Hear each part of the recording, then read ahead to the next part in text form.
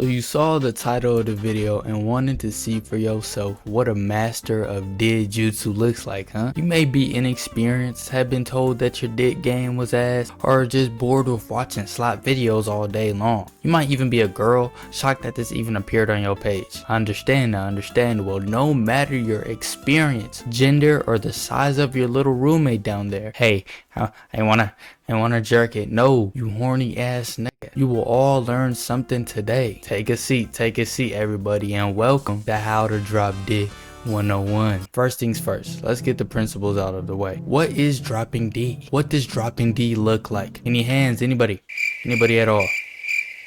Okay, I guess it's the first day. I understand we're nervous. Okay. Dropping D is the purest form of love. Love, you might say. Yes, love. A love for yourself. A love for the world. A love of the game. The world may be a girl, guy, pillow, whatever you feel like. I don't know what y'all into. You know, you do you. Now, you don't need all three factors to drop D effectively, okay? You might not love the girl, but you love the game. You might not love yourself, but you love the girl. But inevitably, you will have to tackle all three of these trials to master your craft, your art form. Yes, it is an art form. Don't let anyone tell you otherwise. You need to have a grip of all three of these things to become a master of yourself. Just imagine like you're meditating and you're floating in the sky. That's what I'm talking about right now. Number one, communication. You must talk to your partner. Alright, imagine like this. You walk into a restaurant. What's the first thing they do in a restaurant? They get you seated and they give you your menus. Eventually you pick out what you want and the chef in the back, he makes it for you. Then you eat your food. Now you go into the restaurant, they sit you down.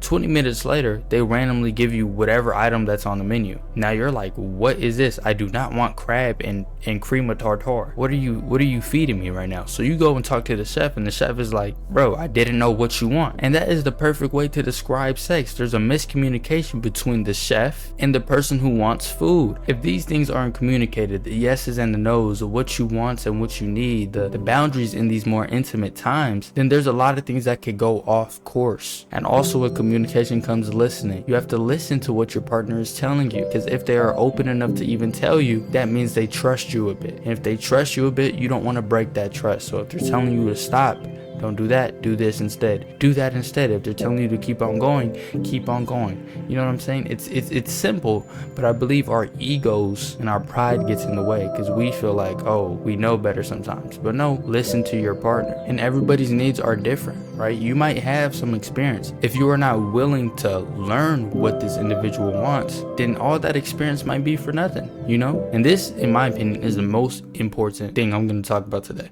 Everything else is important as well. But if you guys only took one thing, I would want it to be this right here, just the communication part. And also, you don't know how people's past are. People might not associate sex with pleasure. So you have to build a space where people are open enough to communicate with you their do's and do nots. So you could build a world where sex is good and your sex life is meaningful and it has passion and it has love and it has meaning. Like, I want everybody who's watching this video to look back and like, damn, I really did drop D that one day, or damn, he really did do me good, or you know what I'm saying, whatever you need to be saying, because this is a gender neutral video. This is not for the guys, it's not for the gals, this is for everybody. And last thing I want to say in this section is be open with what you want, right? If there's something in your head that you feel like you know you want, but you're scared because of societal norms, as long as it's with consenting individuals and people who are able to give consent, don't be a weirdo, don't do nothing weird, don't twist my words, then you have to tackle that. I think this goes with a lot of closeted gay individuals who are putting what they want on the back burner because they don't want to be seen as X, Y, and Z, or X, Y, and Z, and X, Y, and Z. But all those hidden back needs are going to eventually come back and bite you in the butt. Just be open with what you want and do it with somebody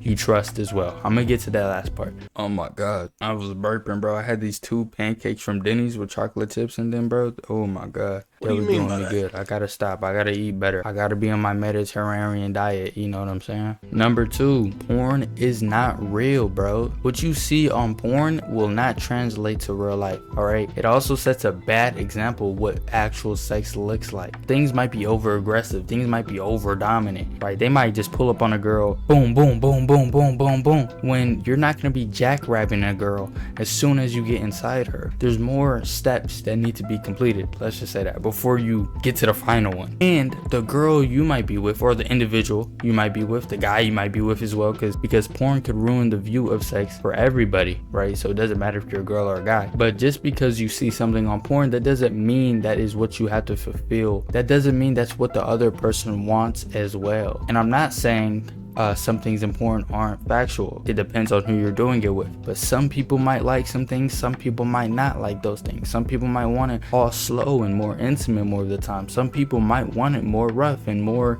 choke me type of vibe. It all depends about who you're doing it with, and don't let these expectations because of what you've seen on porn dictate how you're going to act. Be in the moment. Stop overthinking about everything, alright? I know it's easier to say and harder to do, but when you are with there, you're in an intimate time and you want to fully enjoy that. Stop thinking about the past, the present. Be here. That's it, because that's the only moment you're living in. It's the only moment that really matters right now is what you're doing in the present moment, because sex is a mental thing just as much as it's a physical thing. Bro, I tried to say that sentence like 4 times. That shit was cooking me. Oh my god. And being in your head about everything, about do I look good? Am I doing it the right way? Am I doing this? Am I doing that? Could really get your whole vibe out of the mood, right? And that could affect your partner as well, because if you're not into it, it's gonna rub off into your partner. Number 4, don't have expectations, right? Consent can change at any time. I mean at any time. So don't let your expectations ruin the relationship you have. If the girl is kissing on your neck, or if the guy is kissing on you, and you guys are having a whole good day, and you guys are building up towards something, you guys had a really good date, and there's flirting going on, and there's all this going on, they are still allowed to be like, no, I'm fine. I don't want to go all the way. And that is perfectly fine. No matter what it is, they could be mid-stroke. If they're like, you know what, I want us to stop. I want us to take a break. I'm not really into it right now. That means you have to stop, all right? That means you have to be like, okay, I understand. You know, is there something going on? Was I not doing it the way you like it?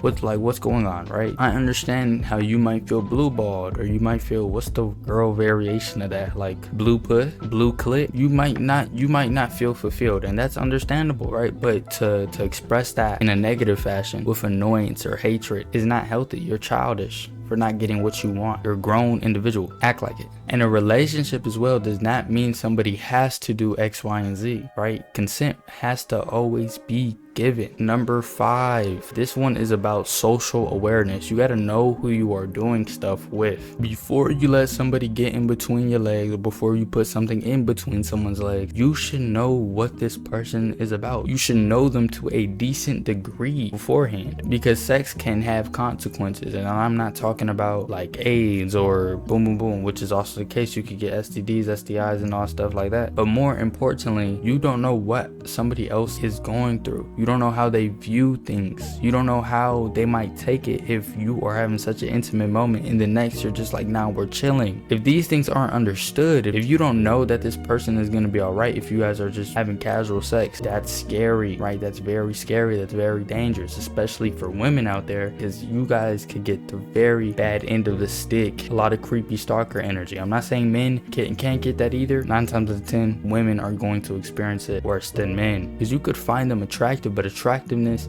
shouldn't be the bar, shouldn't be the minimum. You can have sex with somebody, like, know their character, know what they stand for, know maybe what they've done in their past relationships, you know, how they carry themselves a little bit. And also, I believe sex without connection is just masturbation. I think sex should mean more than just a quick nut. But I'm not saying y'all gotta stop having casual sex. You know, y'all do y'all. As long as you guys are consenting adults, it doesn't matter. I'm just saying there is dangers, there is concerns, and maybe you should look into them just a little bit more. Sex is not just a thing to do. It's a bonding practice. It's a way to get more connected with your partner. It's a way to deepen bonds. It's a very important thing in a relationship, and a lot of the times it is the breaker of one. And yeah, these are pretty much all the tips I had about a young individual like me, a DIHHH practitioner, a master of DIHHH. And in this field, every day you can learn something new. So have your eyes open, you know, have your third eye unlocked, meditate in some puh,